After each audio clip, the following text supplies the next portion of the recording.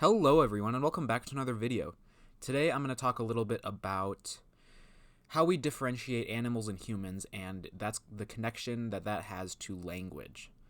So the general objectivist opinion regarding the difference between humans and animals is that humans are conceptual beings and animals are perceptual beings. This means basically that humans look at the world and form concepts by basically integrating different things with similar characteristics into this general concept.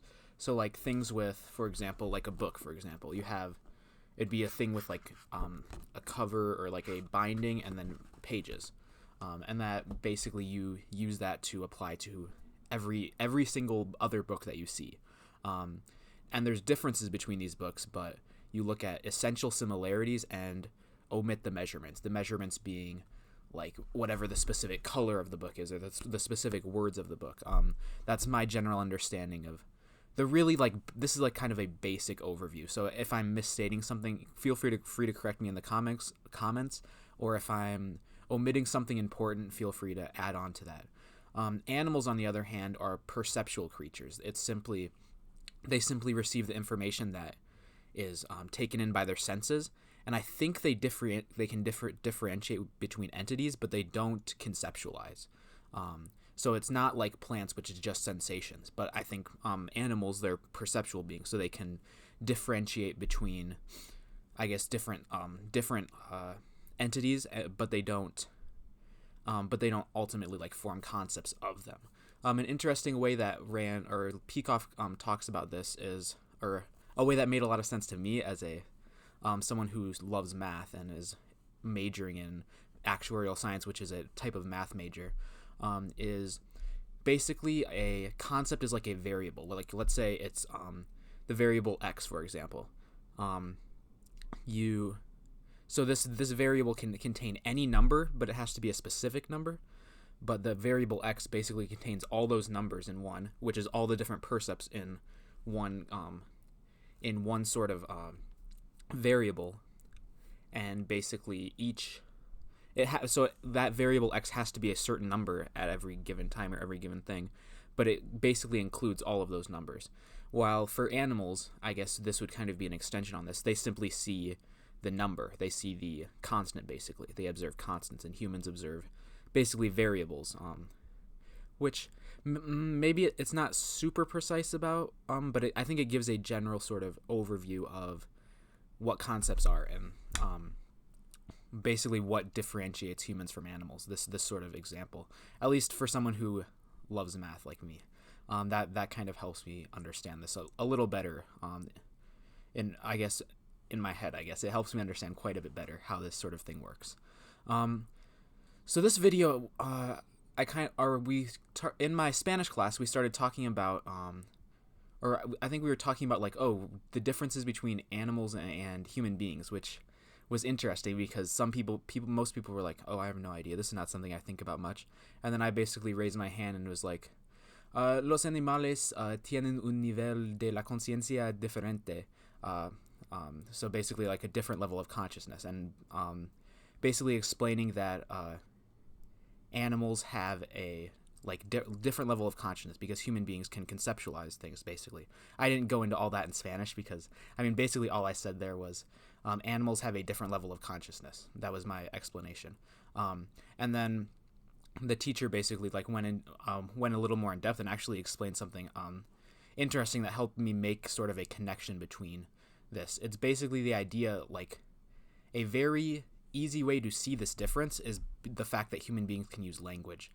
I think that fact makes it a lot more clear, this sort of conceptual versus perceptual difference between animals and humans. So like an animal, they simply see this entity of they don't conceptualize it as a book. They don't group it together with they would never group these two things together. They just see them as entirely different things. They see it. They just see two different entities. But we as human beings, we can basically see, there's a binding around pages on both of these, and we basically form this concept of book around that, and basically it contains all books. So like everything up on my bookshelf, all these different books. Animals don't do that. They just see these entities, and they don't like form these broader concepts. Well, when we form these broader concepts, we basically denote them with a word, because we can't just hold all these concepts in our head at the same time. So we basically give them one sort of word and a sort of like some sort of concept surrounding it. And this is basically because of Crow epistemology, I think it's called the unit economy. I think that's something similar. I think I'm talking about the same thing here. But because of Crow epistemology, we can only hold a few certain things in our head at once. So we basically form this broader concept of book. And animals don't do that. So they don't have words. They don't create a language where they basically have certain concepts that refer to a near infinite number of percepts. That's what humans do, and that's what distinguishes us. That was interesting because my language teacher, my Spanish teacher, he brought that up. He brought that up as a big difference. He basically explained like, oh, humans don't see table or mesa, or no, animals don't see that. They just see a thing. But humans basically bringing that all together, we conceptualize that.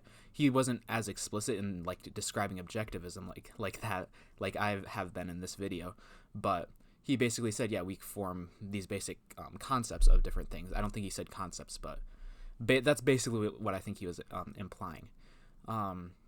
So yeah, I thought that was an interesting sort of thing, and it really makes clear the difference between animals and humans. And like, because we can form concepts, we can do a lot more with our minds. We can do a lot more, and it makes a human life a lot more valuable than an animal life. And basically, because of our conceptual faculty, this is essentially where our rights come from, because we need to...